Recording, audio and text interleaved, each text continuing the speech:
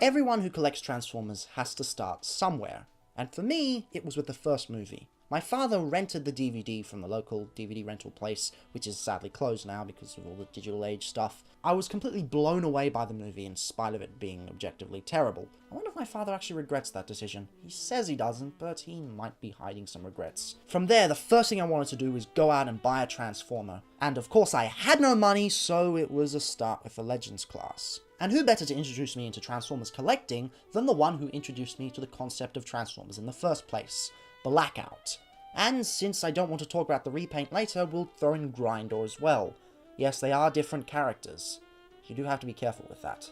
Blackout and Grindor are interesting in the fact that they were my first introduction into the Transformers series, or at the very least Blackout was. Funny thing though, I originally lost Blackout, so I purchased another one off the TCCA boards this year. A few weeks after I bought that and received it, I actually found my old version, or rather my sister found it in her bedroom for some reason. I'm not sure how it got there. But then, I lost the version that I bought. I can't seem to find it. It's in storage somewhere. I'm going to have to do a spring clean or something. So this is the original, but as you can see, it's missing a propeller. It is worse for wear in these times. But this is the same Grindor I got from Revenge of the Fallen, and it still has the propeller. And no, these are not the same character, in spite of the fact that they are the same on-screen model. Yet apparently they're different helicopters, but they never transform. It's so confusing. Regardless, this is an alt mode. Last time I was very disappointed in Jetfire's alt mode, but this is how you do a cool alt mode. Lots of mechanical detail, tons of really cool painting. Blackout's got lots of silver highlights and the windows are picked out quite well, but Grindor has this awesome digital camo paint. It's bloody brilliant. Of course, both of these spin quite well, for a Legends toy anyway. Of course, only Grindor has this back part because I'm missing that one. The panel lining on each of these, where the panels separate, is incredibly well done anyway. It might be due to the simple transformations, but even then, I've seen a lot of Legends figures that have visible parts from their robot modes just sticking out, and we'll get to one of those in a moment. We'll get to a really bad one, I think it's tomorrow. Of course, the underside isn't actually the cleanest. You can see... Oh! Of course, the underside sadly isn't the cleanest, but it is still passable. And of course, for the regular size comparison, crumbs rolls in. They are Legend size. There's not really a need for a size comparison, but it's kind of obligatory at this point.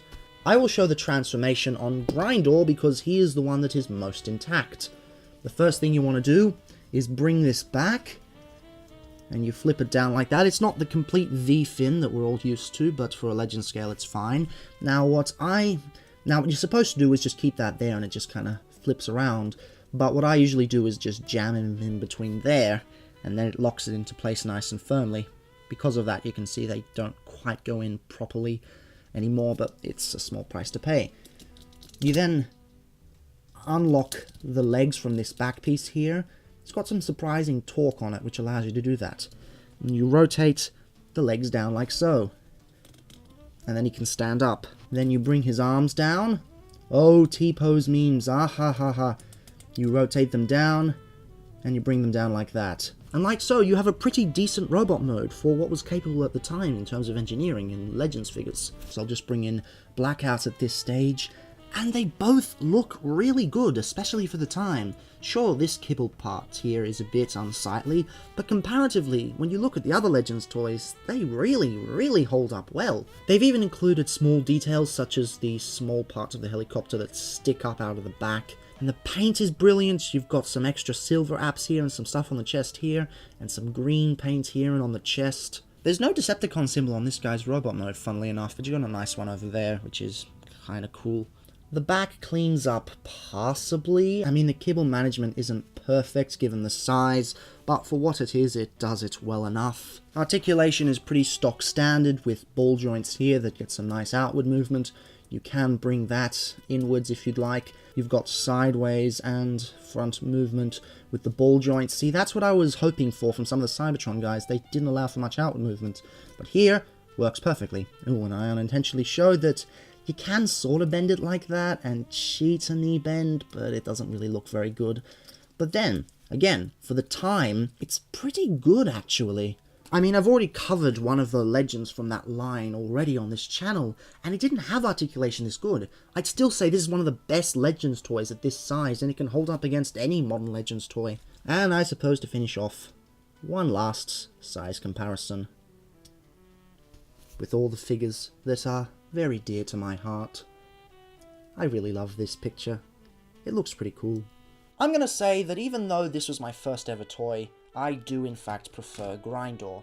However, the question remains, is it my nostalgia that makes me love this figure, or is it actually good?